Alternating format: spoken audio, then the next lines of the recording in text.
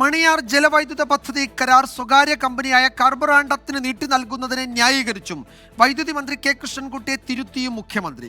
പദ്ധതി തിരിച്ചെടുക്കാൻ കമ്പനിക്ക് നോട്ടീസ് നൽകിയിട്ടുണ്ടെന്ന് വൈദ്യുതി മന്ത്രി നിയമസഭയെ അറിയിച്ചതിന് പിന്നാലെയാണ് മുഖ്യമന്ത്രിയുടെ തിരുത്ത്. കരാർ കാലാവധി കഴിഞ്ഞിട്ടും പദ്ധതി ഏറ്റെടുക്കുന്നതിൽ എന്താണ് തടസ്സമെന്ന് രമേശ് ചെന്നിത്തല ചോദിച്ചു.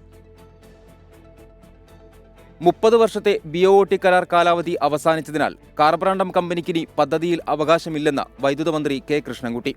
വകുപ്പ് തല നിലപാടുകളിൽ ഭിന്നതയുണ്ടെന്നും മന്ത്രിയുടെ തുറന്നു പറച്ചിൽ. കാർബറാണ്ടം യൂണിവേഴ്സിറ്റി ലിമിറ്റഡ് നയിച്ച മണിയാർ ചെറുകിട വൈദ്യുതിയുടെ ബൂട്ട് കാലാവധി ദീർഘിക്കുന്നത് പ്രത്യക്ഷമായി പൊതുമേഖലാ സ്ഥാപന KSBയിൽ നഷ്ടമുണ്ടാക്കുകയും അത് പരോക്ഷമായി വൈദ്യുതി ചാർജ് വർധനയുടെ പൊതുജനങ്ങളുടെയും ബാധിക്കാനിടയെന്ന് KSEBL റിപ്പോർട്ട് ചെയ്തിട്ടുണ്ട്.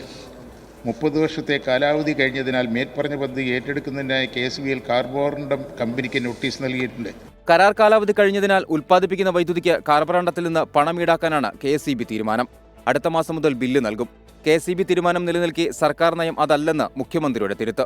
അവർ കുറേ കാലമായിട്ട് ഇവിടെ നിൽക്കുന്നതാണ്, നമുക്ക് എല്ലാവർക്കും അറിയാലോ. ഈ കാർബറാണ്ടം എന്ന് പറയുന്നത് അവർ ഇനിയും തുറന്നിവിടെ നിലനിൽക്കുന്നു. അപ്പോൾ അത്തരം ക്യാപ്റ്റീവ് ജനറേഷൻ തുറന്നു പോകണമെന്നുള്ളത് തന്നെയാണ് സർക്കാരിൻ്റെ പൊതുവായ നയം. അതിലൊരു തർക്കവും ആ കാര്യത്തിലില്ല. മണിയാർ പദ്ധതിയുടെ കരാർ പുതുക്കുന്നതിൽ വ്യവസായ വൈദ്യുതി മന്ത്രിമാർ ഭിന്നത നിലനിൽക്കുമ്പോഴാണ് മുഖ്യമന്ത്രിയുടെ ഇടപെടൽ. 12ഓളം ജലവൈദ്യുത കരാറിനെ ദോഷകരമായി ബാധിക്കുന്ന തലതിരിഞ്ഞ തീരുമാനമാണെന്ന് സബ്മിഷൻ അവതരിപ്പിച്ച രമേശ് ചെന്നിത്തല പറഞ്ഞു. വിഴിഞ്ഞം തുറമുഖ പദ്ധതി കരാറിനടക്കം ഈ തീരുമാനം തിരിച്ചടിയാണെന്നാണ് പ്രതിപക്ഷത്തിന്റെ മുന്നറിയിപ്പ്. 24 തിരുവനന്തപുരം.